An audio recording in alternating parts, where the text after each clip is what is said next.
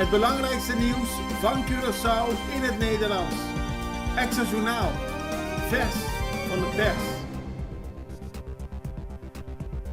Welkom bij Extra Journaal. Fijn dat u weer kijkt. We hebben het belangrijkste nieuws voor u op een rij gezet. En we beginnen met het bericht dat er kritiek is op de beslissing van Global Oil. Dit weekend werd bekend dat Global Oil voorlopig niet gaat investeren in het asfaltproductieproces op de voormalige raffinaderij. Het is geen misdaad dat het bedrijf Global Oil Management Group een stop heeft gezet op het asfaltproductieproject. De realiteit is echter dat het project inmiddels bijna 2 jaar stil ligt en alles erop wijst dat Global Oil geen geld heeft om te investeren in het opstarten van een asfaltfabriek. Dat zegt voormalig vakbondsleider Hensley Harms vandaag tegenover de Extra. En volgens hem is er een excuus gezocht naar de sancties die Amerika heeft opgelegd aan Venezuela. En wordt dat gebruikt om niet door te gaan met het grote project. Dat zou veel banen opleveren en was goed voor Curaçao. Maar volgens Harms is er niks anders dan een klucht gaande. Simpelweg bedoeld om te verbergen dat Refineria di Curaçao en Toebase en de betrokken ministers hebben gefaald in het hele asfaltproductieproject. Aldus Hensley Harms. Gewelddadige overval van toko in Fuik. Gisterochtend vond in de buurt van Fuik een overval plaats op een toko waarbij 2 mannen aankwamen rijden in een Honda met het stuur aan de rechterhand. Ze kwamen gewapend naar de toko toe, overvielen een oudere man die daar voor de deur zat. Ze hebben ze portemonnee meegenomen. Binnen hebben ze gewapend het geld meegenomen, de kas van de toko en het hele systeem om te registreren. Want ze wilden niet dat het camerasysteem zou laten zien wie er binnenkwamen. Op een gegeven moment schoot een van de overvallers op de eigenaar, maar weigerde het vuurwapen. Daarop werd hij geslagen met het wapen. Hij moest laatst daar ook medisch behandeld worden daarvoor. Maar uiteindelijk is er niet op hem geschoten en zijn de overvallers er vandoor gegaan met geld en het camerasysteem. Oppassen met postpakketten, dat was de boodschap gisteren bij de rechtbank. Daar stond een 26-jarige man voor de rechter die had geprobeerd om via postpakketten in shampooflessen 8 kilo kook te vervoeren naar Nederland. Hij was op bezoek op Curaçao voor Moederdag, maar de rechter kon niet geloven dat iemand zomaar voor een ander reguliere shampooflessen probeerde te posten. Flessen die je ook in Nederland kunt kopen. En hij vroeg aan de verdachte: lees je dan echt geen krant? Weet je niet wat je gedaan hebt heel erg gevaarlijk is? Er was een eis van 24 maanden gevangenisstraf, waarvan 8 voorwaardelijk. Dat is verlaagd naar 24 maanden gevangenisstraf en 12 voorwaardelijk. Dus in feite zou hij een jaar moeten zitten. Hij heeft geen proeftijd, maar krijgt wel verplicht training. En gisteren werd ook bekend dat er een 42-jarige man een straf heeft gekregen van 18 maanden cel, waarvan 9 voorwaardelijk, omdat hij zelf drugs probeerde te vervoeren in 47 verschillende snoepzakken met lollies. Voordat hij in het vliegtuig kon stappen, werden die afgepakt en onderzocht. Schildpadden opgevangen. Curaçao Sea Aquarium heeft een noodopvang geregeld voor bijna 20 jonge schildpadden. Die zijn in de afgelopen dagen gered uit de zee aan de noordkant van ons eiland. Vanwege de grote hoeveelheden sargassum kwamen ze in de problemen. De Sea Turtle Conservation Curaçao werkt hiervoor samen met Sea Aquarium. En sargassum is, zoals u wellicht weet, het kan ook na verloop van tijd flink gaan ruiken, maar het is een bruine alg. En als er veel bij elkaar komt, krijg je een soort zeewiermatten, waardoor de schildpadden niet meer in het water kunnen of er ook niet meer uit kunnen komen en dan dreigen ze om te komen. Geslaagde handelsmissie in Nederland en Spanje, dat heeft minister van Economische Ontwikkeling Charles Cooper laten weten. Hij bezocht vorige week Europa. In Nederland leidde hij samen met de gevolmachtigde minister Carlsen Manuel een werkdiner met 26 ambassadeurs die in Den Haag zijn gevestigd. Daarop ging hij naar Spanje toe en heeft hij verschillende gesprekken gehad om bedrijven te interesseren om naar Curaçao te gaan of te kijken welke werkzaamheden Curaçaose bedrijven in Spanje kunnen worden verricht. Er is ook onder meer een intentieverklaring ondertekend voor een realisatie van een Spaanse hotelketen op Curaçao. Dus de minister ging tevreden terug naar ons eiland.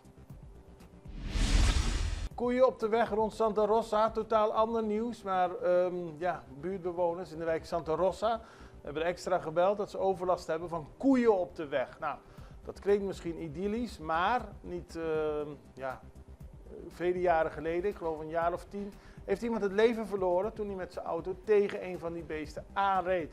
Het is dus gevaarlijk en mensen moeten oppassen in Santa Rosa. Eerder waren wel koeien in Fuik en ook rond de luchthaven, maar voor Santa Rosa is het iets nieuws. Aandacht voor autisme in het kader van een onderwijsherstelprogramma van het ministerie van Onderwijs, Cultuur, Wetenschappen en Sport is er gisteren een conferentie geweest over neurodiversiteit.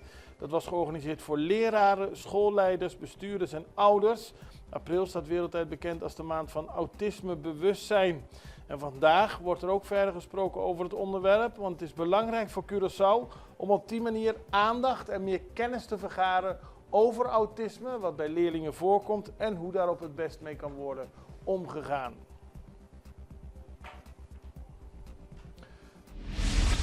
En dan hebben we nu even tijd voor een break.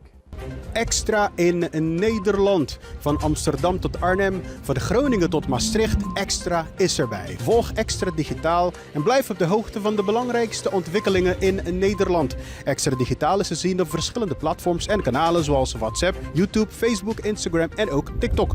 Wilt u ons op de hoogte brengen van een evenement of iets doorgeven? Neem contact op via WhatsApp, e-mail, Facebook of bel gewoon 06 1364 2945. Volg of abonneer je op Extra Digitaal. Klik aan en volg ons.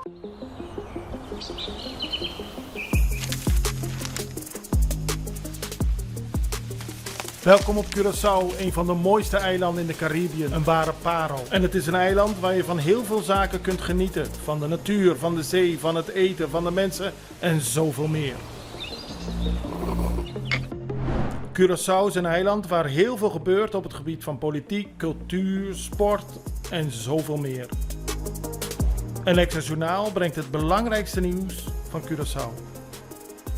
Maar we hebben ook aandacht voor al het nieuws op Bonaire en Aruba en op de bovenwinden, Saba, Sint Maarten en Sint Eustatius. En we belichten al het nieuws van alle kanten. Het nieuws is duidelijk, actueel en vers van de pers. Extra Journaal, elke werkdag op Salto. Op Curaçao zijn we de hele dag bezig met het maken van Extra Journaal.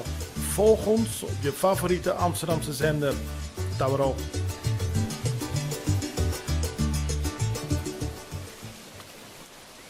We beginnen met het bericht dat de Premio Cola de Brot wordt uitgereikt aan Gregory Elias. De man achter het Curaçao North Sea Jazz Festival. En hij is ook op heel veel andere terreinen al jarenlang bezig. En aan hem wordt 1 mei de prijs Cola de Brot 2025 overhandigd. En dat gebeurt bij Landhuis Yonchi. Dan gaan we naar Aruba, want er is een bezoek van Kamervoorzitters aan ons buureiland. En minister-president Mike Eman heeft symbolische geschenken overhandigd aan de voorzitters van de Eerste en Tweede Kamer. Die van de Eerste Kamer is de heer Jan Anthony Bruin en de voorzitter van de Tweede Kamer heet Martin Bosma. En Mike Eman heeft namens het volk van Aruba bijzondere relatiegeschenken overhandigd die de natuur en het erfgoed van het eiland uitbeelden. Daarnaast heeft hij ook een zelfgeschreven gedicht overhandigd aan parlementsvoorzitter Bosma, die een liefhebber is van poëzie. En Mike Eman heeft dus zelf een gedicht voor hem geschreven en overhandigd aan de Nederlandse statenvoorzitter. Vorige week werd bekend dat er voor het eerst een Curaçaose film is geselecteerd voor het Tribeca International Film Festival en ook nog een film in het Papiaments. Die korte film is gemaakt door German Gruber junior en wij spraken met hem en hij legt uit hoe bijzonder het is dat hij is uitverkozen, maar ook wat voor positieve gevolgen dit heeft voor Curaçao. German Gruber junior, welkom. We hebben je uitgenodigd omdat jouw korte film, de korte papiamentstalige film Sunny, is geselecteerd voor een gerenommeerd festival in New York. Hoe kreeg je dat nieuws? Werd je opgebeld? Kreeg je een mailtje? Ja, we hebben een mailtje gekregen. Dat was de eerste gewoon een hele soort van euforisch moment. Mm-hmm. Maar de vraag was of wij daar de wereldpremière wilden houden. Ja. En wij hadden daar al een beslissing gemaakt om dat hier op Curaçao te doen natuurlijk. Omdat de film gewoon van hier komt. Dus we waren wel bang. Aan de ene kant heel blij, aan de andere kant, oh jee. Wat Oh, als dadelijk gaat het niet door. Ja, precies. Maar je bent geselecteerd om Ja. jouw film Sunny, dat is een Papiamenstalige film en die wordt in New York op 5 juni vertoond. Precies. Dat is bijzonder, A, omdat het een Curaçaose korte film en B, omdat het een Papiamenstalige film is. Waarom heb je laten we bij het begin beginnen. Waar gaat de film over? Ja, de film gaat over een jonge gitarist die bezig is om te voorbereiden om naar Nederland te gaan om te studeren. En we focussen eigenlijk op de laatste maand, laatste dagen van die voorbereiding. En het gaat eigenlijk om alles waar je afscheid van moet nemen als je weggaat. Ja. Dus het is in die zin een universele verhaal van iemand die uit huis gaat. En die een soort van nieuwe chapter, dus coming of age, weet je, volwassen worden. En een beetje de rite de passage die wij hebben hier, dat we de hele Iedereen wel wereld meegemaakt, oversteken. Ja, dus in die zin is het een universele verhaal aan de ene kant. Aan de andere kant heeft het een hele mooie persoonlijke focus, omdat het voor ons een soort van extreme geval is. Ja, je gaat niet alleen uit huis, maar je gaat ook 9000 kilometer verderop. Precies. En waarom heb je ervoor gekozen om het in Papiaments te doen? Ja, het was wel de bedoeling om alles vanuit ons perspectief te vertellen. Ja. Nou, voor mijn gevoel is dat een van de belangrijkste voordelen, ik weet niet of je het zo kan noemen, maar een van de dingen die wij hebben om te bieden, denk ik, is onze perspectief op de wereld. Ja. Want we hebben heel veel verschillende invloeden, maar we zitten ook een beetje in het centrum van het Caribisch gebied. En in die zin denk ik dat we een hele originele en bijzondere perspectief hebben op het leven en op heel veel belangrijke punten over het leven gewoon in het algemeen. Dus het idee was om dat vanuit onze perspectief te vertellen. Dan moet het denk ik in het Papiaments. Het is een internationaal verhaal, maar het is een Curaçao's verhaal in het Papiaments dat iedereen eigenlijk zou moeten zien. Hoe waren de reacties op de vertoning bij het Curaçao International Film Festival? Ja, heel erg bijzonder. Heel erg bijzonder. Kijk, het team, dat maakt de film ook heel erg bijzonder, dat het team eigenlijk bestaat grotendeels uit lokale artiesten, lokale professionals uit de filmwereld. Dus productie, art department, zelfs geluid. Weet je, al die dingen. Dus ik bedoel meer muziek eigenlijk. Jean-Jacques Roger, de gitarist, heeft de muziek ervoor gemaakt. Dus het idee dat we met z'n allen dus een team hebben gevormd en daarmee een film hebben kunnen maken die laat zien dat we niet alleen inhoudelijk mooie dingen hebben om te vertellen, maar technisch gezien hebben we ook een mooie film kunnen maken. Weet je wel? Mooi. Want dat zijn ook dingen die belangrijk zijn om te vertellen. Weet je wel? Dat mensen beseffen van de vooruitgang kan je wel zien in dit soort dingen. Weet je wel? Dat de professionals, local professionals, als we een kans krijgen, meestal, laten we wel zien dat we aan verschillende kanten wel vooruitgang hebben geboekt in de laatste jaren. We geven gewoon een visitekaartje af, Ja, zeg maar. precies. Nou, mooi. Precies. Dan gaan we tenslotte nog naar internationaal nieuws, want de Venezolaanse president heeft Amerika veroordeeld vanwege ontvoering van een jong meisje. De Venezolaanse president Nicolás Maduro heeft de Verenigde Staten beschuldigd van het plegen van een misdrijf in de zaak van een 2-jarig meisje dat gescheiden werd van haar migrantenouders die zonder haar uit Amerika werden gedeporteerd. Dit is een misdrijf, hoe je het ook bekijkt, een 2-jarig meisje bij haar migrantenmoeder wegnemen, enkel alleen omdat zij migrant en Venezolaans is. En dat is volgens Maduro, volgens elk internationaal recht, een misdrijf. Hij benadrukt de situatie van de ouders en spreekt zich ook hard uit tegen het praktijk van de Amerikaanse president Trump om duizenden, vooral Latijns-Amerikaanse migranten uit te zetten, van wie wordt gesteld dat ze geen geldige papieren hebben. En ook wordt er gesteld dat ze lid zijn van criminele bendes, waaronder Tren de Aragua, maar er zijn geen bewijzen geleverd, aldus Maduro, die aandacht vraagt voor de mensenrechten situatie van de migranten in Amerika. En daarmee zijn we aan het einde gekomen van deze aflevering van Access Journaal. We zijn er morgen weer. En ik hoop u ook het allerbeste. Tot ziens. Dag.